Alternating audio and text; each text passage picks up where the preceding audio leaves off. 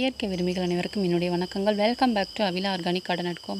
இன்றைய வீடியோவில் நம்ம பார்க்க போகிறது பார்த்திங்கன்னா, விதைகள் கொஞ்சம் இருக்குது நம்மக்கிட்ட. இதில் வந்து பார்த்திங்கன்னா கத்திரி நாற்றுக்கள் நான் வந்து விதைகள் வந்து போடலான்னு இருக்கேன். அது இல்லாமல் வந்துட்டு நம்ம ஆல்ரெடி தக்காளி விதைகள் வந்து போட்டிருந்தோம். இதில் நாட்டு தக்காளியும் ப்ளஸ் வந்து ரப்பர் தக்காளி ரெண்டுமே நான் போட்டிருக்கேன். ஸோ நல்லாவே முளைச்சிருக்கு. நிறைய நாற்றுக்களை பிடுங்கிட்டேன். ஏன்னா அந்த இடத்துல தான் நான் இப்போ வந்துட்டு கத்தரி விதைகள் போட போகிறேன். நமக்கு வந்து கத்தரி விதைகளில் வந்துட்டு நம்மக்கிட்டே நிறையா இருக்குது. நம்ம சேனலில் விதை பகிரும் போயிட்டுருக்கு. உங்களுக்கான விதைகளை நீங்கள் வாங்கிக்கலாம். தொடர்ந்து வீடியோ வாட்ச் பண்ணிவிட்டு வாங்க. அடுத்த லாட் நான் எப்போ சொல்கிறேனோ அப்போ உங்களுக்கான விதைகளை ஷேர் பண்ணுவேன். உங்களுக்கான விதைகளை நீங்கள் வந்து கார்டனிங் ஸ்டார்ட் பண்ணுறீங்க. ஏற்கனவே இருக்கிற உங்களுக்கு கார்டனில் இன்னும் என்கிட்ட இருக்க விதைகள் உங்கள்கிட்ட இல்லைன்னா கண்டிப்பாக நீங்கள் வாங்கி பயனடையலாம். நம்ம வந்து நிறையாவே அனுப்பி கொடுத்துட்ருக்கோம் ஃப்ரீயாக தான். ஸோ அந்த வகையில் நீங்கள் வந்து நீங்களும் உங்களுக்கான விதைகளை வாங்கிக்கலாம். இன்றைக்கி பார்த்திங்கன்னா இது வந்து எனக்கு ஒரு சிஸ்டர், அதாவது எனக்குமே நான் கவர் அவங்களுக்கு போட்டிருந்தேன், அவங்களுக்கு விதைகள் போட்டிருந்தேன். அது மாதிரி அவங்களுமே எனக்கு ஒரு 3 சிஸ்டர் எனக்குமே விதைகள் போட்டிருந்தாங்க அவங்கக்கிட்ட இருக்கிற விதைகள்லாம். ஸோ அதெல்லாம் வாங்கி இதில் வந்து பார்த்திங்கன்னா ஊதா கத்திரி வந்து குண்டு ரகம் அவங்க வந்து எனக்கு கொடுத்தது. ப்ளஸ் பச்சை கத்திரின்னு சொல்லிட்டு அதுலேயும் குண்டுன்னு சொல்லி கொடுத்தாங்க. ஸோ அதை ரெண்டாக வாங்கி தான் நான் போட்டிருக்கேன். என்கிட்ட ஆல்ரெடி நான் ஒரு 7-8 ரகம் வச்சுருக்கேன்னு சொன்னேன் இல்லைங்களா. ஸோ அதுவுமே என்கிட்ட இருக்குது. ஸோ அதில் ஒரு 2 ரகம் உங்களுக்கு ஷேர் பண்ணியிருக்கேன். ஸோ நீங்கள் இந்த மாதிரி கத்திரி ரகங்கள் உங்களுக்கு வெரைட்டி பிடிக்கும்னா கண்டிப்பாக நம்மக்கிட்ட வாங்கிக்கலாம். ஸோ தொடர்ந்து வீடியோ வாட்ச் பண்ணிவிட்டு வாங்க. நான் இன்னும் 2 கத்திரி வந்து எடுத்து பழுக்க வச்சு அந்த பழத்தை எடுத்துகிட்ருக்கேன். ஸோ அதையுமே நான் உங்களுக்கு வீடியோவில் சொல்லியிருப்பேன், நீங்கள் பார்த்துருப்பீங்க. ஸோ அதுவுமே சேர்ந்து உங்களுக்கு ஷேர் பண்ணலான்னு இருக்கேன். கொஞ்சம் வெயிட் பண்ணுங்கள். இன்னும் ஒரு சில விதைகள் கலெக்ட் பண்ணிகிட்ருக்கேன். அந்த விதைகளோடு சேர்த்து நெக்ஸ்ட்டு உங்களுக்கு நான் வந்து அனுப்புவேன்.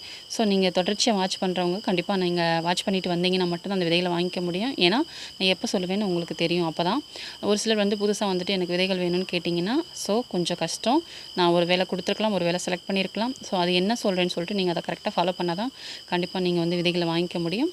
ஸோ இந்த வாய்ப்பை மிஸ் பண்ணிடாங்க.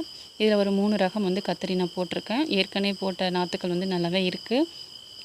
ஸோ நாற்றுக்கள் கொடுக்கலான்னு நீங்கள் சொல்கிறீங்க, வாங்குறதா இருக்கிற மாதிரி சொல்கிறீங்க. நாற்றுக்கள் கொடுக்கலாங்க, பட் வந்து அது எப்படி வரும்னு தெரியாது.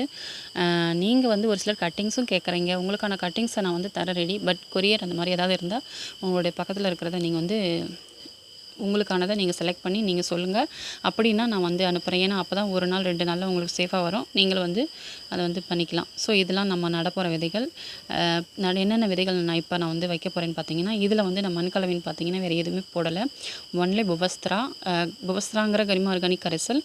அதனுடைய பயன்கள் அதில் வந்து பார்த்திங்கன்னா வேப்பிலை மிக்சடு இருக்குது. அதுக்கப்புறம் வந்து ஆமணக்கு மிக்சடு இருக்குது. அதுக்கப்புறம் ஈரப்பதம் இருக்குது, மண்ணுக்கு தேவையான அந்த செடிகளுக்கு தேவையான ஈரம் கொடுக்குற மாதிரி. ஸோ இது வந்து பார்த்திங்கன்னா குட்டி குட்டியாக ஒரு பாதி சேஃபில் கொஞ்சம் ட்ரையாங்கிள் அந்த மாதிரி தான் இருக்கும். ஸோ குட்டி குட்டியாக இருக்கும்.